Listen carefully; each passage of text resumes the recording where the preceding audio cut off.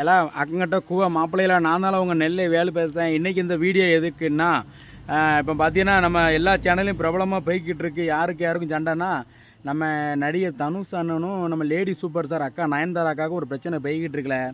அதாவது நயன்தாரா அக்காவும் தனுஷ் அண்ணனும் பார்த்தீங்கன்னா யாரடி நீ மோகினி படத்தில் நல்ல ஃப்ரெண்ட்ஷிப் அதில் நடித்து நல்ல அந்த படம் ஹிட் ஆகி அதுலேருந்து நல்ல ஃப்ரெண்ட்ஸாக இருந்தாங்களே இப்போ வரைக்கும். ஆனால் இப்போ என்னென்னு தெரியல, சமீபம் 2-3 நாளாக வந்து பார்த்தீங்கன்னா எவன் கண்ணு பட்டுச்சோ தெரியல, கண்ணில் கொல்லிக்கட்டையை வைக்க 2 பேருக்கும் சண்டை அள்ளுன்னு அள்ளுது. பிரச்சனையும் என்ன பிரச்சனை தெரியுமால, இந்த என்ன படம் அது நானும் ரவுடி தான் ஒரு படம் நடித்தாங்கல்ல, அதில் வந்து பார்த்தீங்கன்னா அதில் ப்ரொடியூசர் வந்து பார்த்தீங்கன்னா நம்ம தனுஷ் அண்ணன், டேரக்டர் வந்து பார்த்தீங்கன்னா மாப்பிள்ளை விக்னேஷ் சிவன், நடிகர் வந்து பார்த்தீங்கன்னா நம்ம அண்ணன் விஜய் சேதுபதி.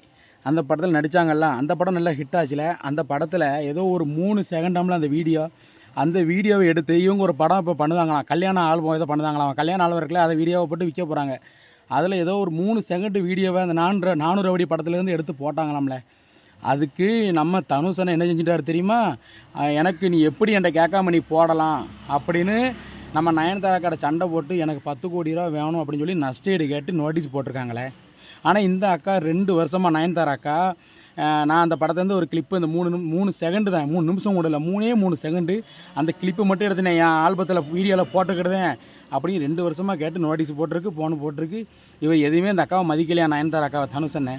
இதனால் என்னாச்சு, 2 பேருக்கும் பிரச்சனை போய்கிட்டு இருக்கு.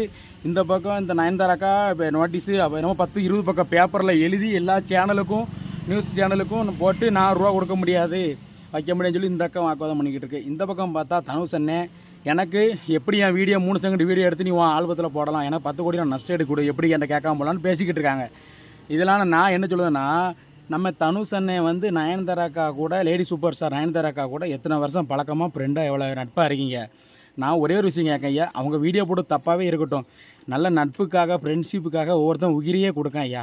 அந்த 3 செகண்ட் வீடியோ தானே ஐயா, உங்கள்கிட்ட இல்லாத பணமா அந்த அக்காட்ட இல்லாத பணமா, சரி ஏதோ எடுத்து போட்டு நம்ம ஃப்ரெண்டு தானே அப்படின்ட்டு தனுஷனும் கொஞ்சம் இறக்கப்பட்டு விட்டுருக்கலாம். அதுதான் நல்ல நட்பு. சரி தனுஷ் உங்களுக்கு நான் வந்து சரி ஏதாவது என்ன முடிஞ்சு தாரேன் அப்படின்னு இந்த அக்கா கூட சொல்லியிருக்கலாம், எனக்கு தெரிஞ்சு என்னோட கருத்து. அதனால் இப்படி சொல்லியிருந்தா இந்த பிரச்சனை வந்திருக்காது. இதை விட்டுட்டு பார்த்தீங்கன்னா அவங்களுக்குள்ளேயே இருக்கிற விஷயத்த டிவி மீடியான்னு பூரா பரப்பி அது இப்போ கடைசியாக சண்டை வரைக்கும் போய் முத்தி போய்கிட்டு இருக்கு, கோடு நாடுமா அலைஞ்சிக்கிட்டு இருக்குது இந்த பிரச்சனை. இது 2 பேருமே நல்ல நட்பு ரீதியாக ஃப்ரெண்ட்ஷிப்பாக இருக்காங்கன்னா இந்த பிரச்சனையை ஒதுக்கிட்டு அவங்கவுங்க வேலையை பார்த்துட்டு போனால் நல்லா இருக்கும். இது எதுக்கு இந்த பிரச்சனை, இதுக்கு இம்பிட்டுக்கான ஒரு 3 செகண்ட் வீடியோ போடுறதுக்கு 10 கோடி ரூபா அண்ணனும் கேட்டிருக்காப்புல, அவளும் கேட்டிருக்க வேண்டாம்.